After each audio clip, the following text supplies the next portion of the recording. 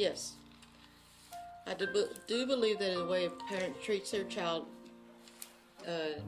affects them in their older life. When they get older, I really do believe that.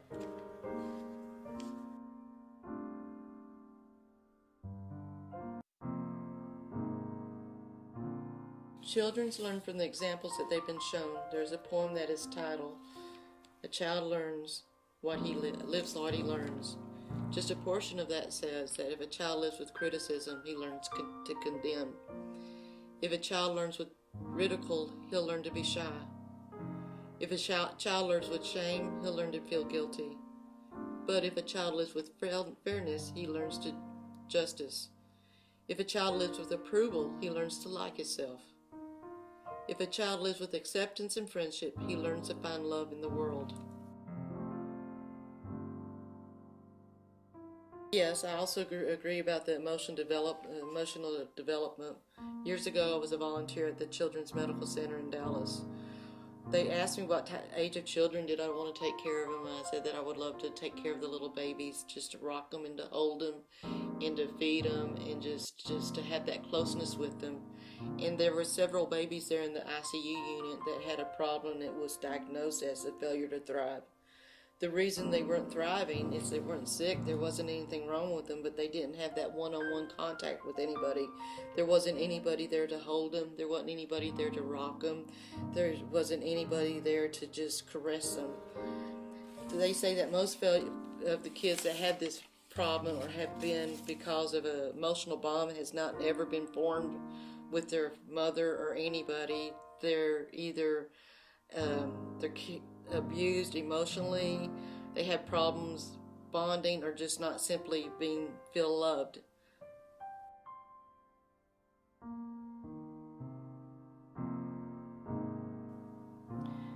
There were 7 people in my household, and I was the youngest. I was the smallest. I was the one that I think I was the forgotten child.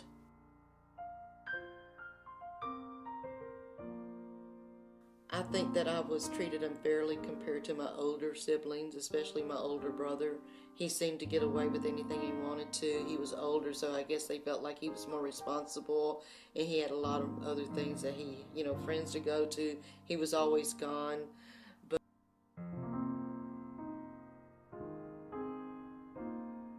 my mother treated me differently because she had a lot of things she had to deal with. She had a husband who was very abusive. He was an alcoholic. He's abusive to her. And I just think that she took the brunt of it on me, that I was the one there left when the other ones went to school. So I was the one she latched down on.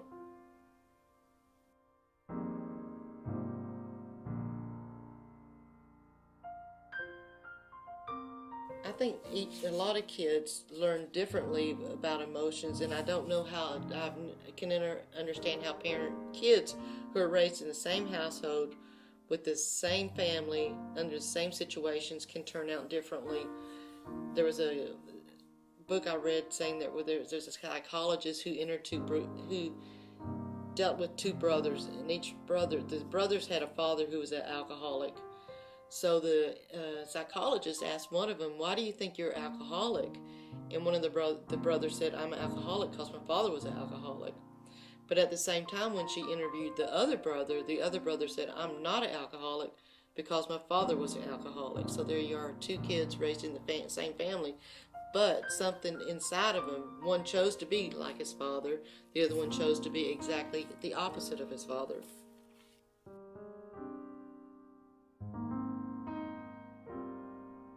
As a girl, I was raised in a very dysfunctional home. My father was an alcoholic. My mother was going blind. I don't ever remember my father not drinking. He died at the age of 4. When he was 47, I was just 15.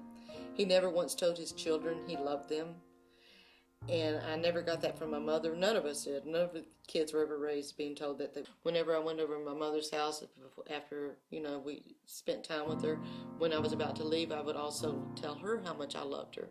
This went on for a couple of years, and she never would repeat it back. And finally, one day, she did repeat it back.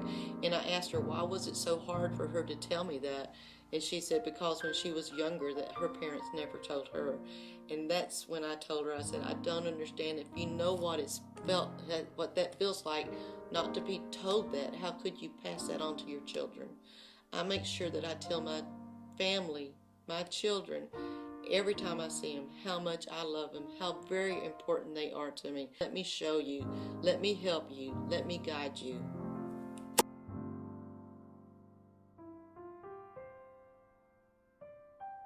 Yes, when I was in middle school, my parents got divorced, and for the longest time, I never understood why my mom did it. Can't say I hated my mom, because I don't hate anyone, but I didn't like her. I didn't understand why she divorced my dad. It didn't take me till about last year, which was my sophomore year of high school, to like part of this year to understand why she did it. And when I found out the reasons why, and like when it started happening to me, I understood, and I kind of asked myself, why did I hold my mom back for so long from her getting a divorce from my dad? And he, not verbally abusive, he just isn't the nicest person when it comes to saying things, you know? And I feel like that if it was just my dad that I had in my life, I feel like if I didn't have my mom, I'd be a completely different person. And I feel like half of that goes to my mom for showing me guidance, because when my dad started like treating me the way he treated my mom, you know, she kind of, you know, took up for me, because I'm just a sophomore in high school. Like, how am I supposed to stand up to my dad, you know? Just because you're there doesn't mean you're giving the child support, you know, love, or you believe in them. You have to constantly tell a child, and even a teenager like me, that, you know, I'm proud of you, you're doing so great, like, keep it up, you know? You know, I've been in band for the past 5 years, and I've had nothing but support from my mom. And when I told my dad that I was quitting sports and going into high school for band, he wasn't that understanding. My dad told me that he would never support me in anything I did in band, because, you know, that wasn't what he did in high school. He was in athletics in high school. He was in football, you know. Little 8th grade me didn't really understand why my dad wasn't going to support me in something that I loved doing. Yes, previously stated that I believe showing support really goes a long way. And that also, like, ties into how warm, like, your parents or just your caregivers in general are. You know, somewhere along the line, when he started treating me like he treated my mom, I started to realize that this isn't right. And he wasn't, like, as loving as he used to be. I realized that he was getting negative. There were 3 people in my household: my mom, my dad, and me. Now there's only 2. As I said, my parents are divorced. But I have 3 other siblings. I have 2 brothers and 1 sister. I don't think that I was treated unfairly compared to my mom's son, you know. But when it comes to my brother on my dad's side, it's like, he can do nothing wrong. He could literally go out and rob a bank, and my dad will take up for him. Now, if I went and robbed a bank, I would never hear it, like, the end of it from my dad. I do believe that parents, you know, they show off a side to their kids, and then later in life, their kids will become like them. Kids look for something that reminds them of their parents, whether it's good or bad. You know, it doesn't really matter if it's good or bad. Just go to that instead of, you know, trying something new. One day, out of nowhere, I was having a bad day, and like I said, my dad's not very understanding, so you could be having a bad day and he wouldn't care. Anywho, so I'm just, you know, taking a nap, I think, and I wake up, and on my phone there's a text message like this long from my dad. And all it was a little thing saying that I'm not, you know, good enough. Why the am I like this, you know? who raised you like this? You're turning out just like your mother. And not like that's a bad thing.